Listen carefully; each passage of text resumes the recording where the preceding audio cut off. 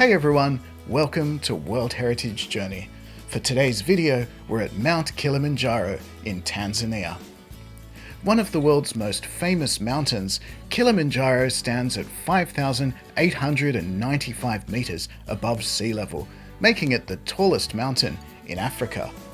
It's on the World Heritage List partly because of its impressive natural beauty, but also because of its fantastic variety of plants and animals.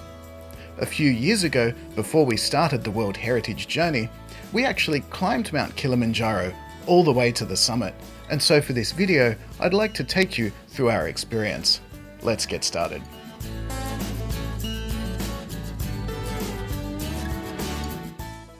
Kilimanjaro is located in the north of Tanzania, East Africa, not far from the border with Kenya.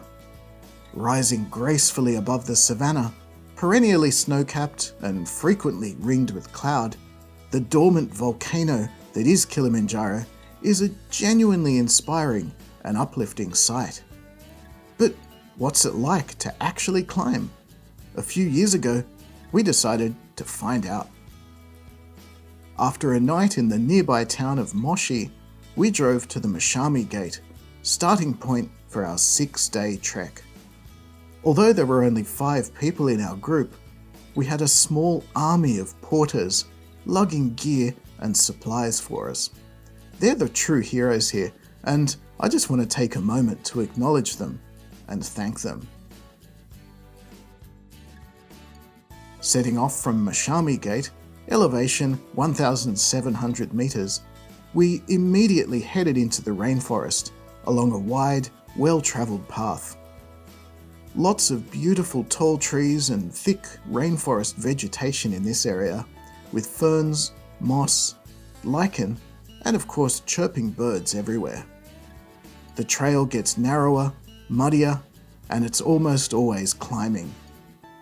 Eventually, the rainforest gave way to bushland, and we reached Mashami Hut at 3,000 meters elevation, where we camped for the night. Next morning, we set off through a steep section of boulders, and the bushlands gradually faded below us.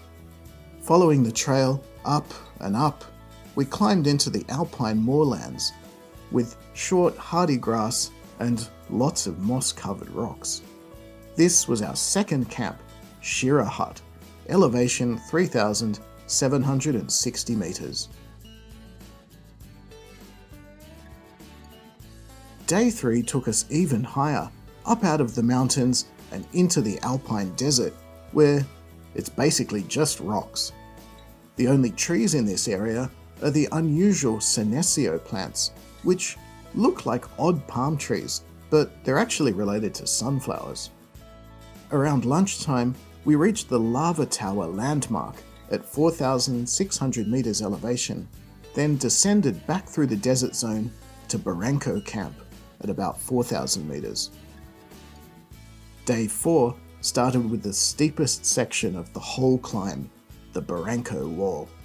It's half clambering and half scrambling up what is a pretty steep rock wall, and since you tackle it first thing in the morning, the guides all call it the breakfast wall. After we'd conquered it, we carried on trekking across the alpine moonscape, where it's basically just rocks again. Big rocks, little rocks, and dust.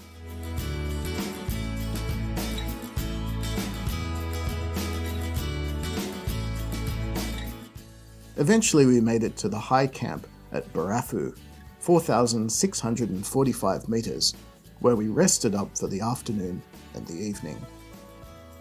Day 5, Summit Day. It actually started about 11 p.m. on day 4. It had started snowing at about dinner time, and by the time we set off for the summit, the snow was a few inches deep. I don't actually remember that much of the climb, to be honest, and I didn't take any photos because, of course, it was completely dark. But we made the summit well before dawn and grabbed our obligatory photos with the sign.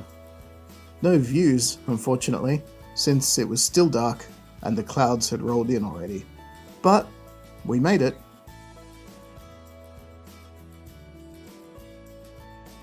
we tackled the return trek over the rest of that day and the following day, descending back down through the alpine desert, the moorlands, the forest, and eventually back into the humid rainforest again. The only thing remaining was to celebrate with a Kilimanjaro beer.